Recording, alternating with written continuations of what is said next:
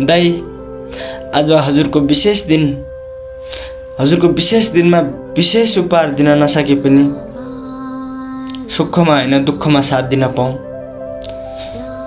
तपाईले मलाई गर्नुभएको माया र गुण म बिर्सेँ तर मनमा माया भने पक्कै पनि घटेको 1% पनि घटेको छैन।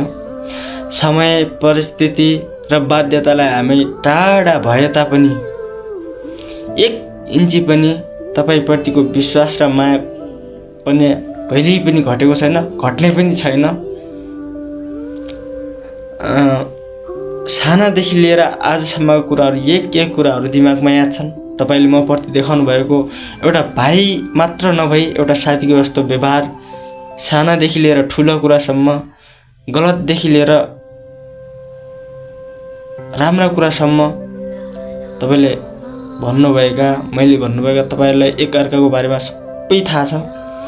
यो कुराहरू आज मात्र नभएर भोलिको दिनसम्म पनि, अन्तिम दिनहरूसम्म पनि टिकाउ रहनेछ भन्ने आशा छ, विश्वास छ हैन।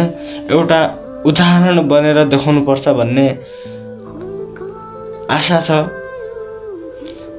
भोलिको दिनमा जे जस्तो भए पनि, जति टाढा भए पनि दुःखमा साथ दिन पाऊँ।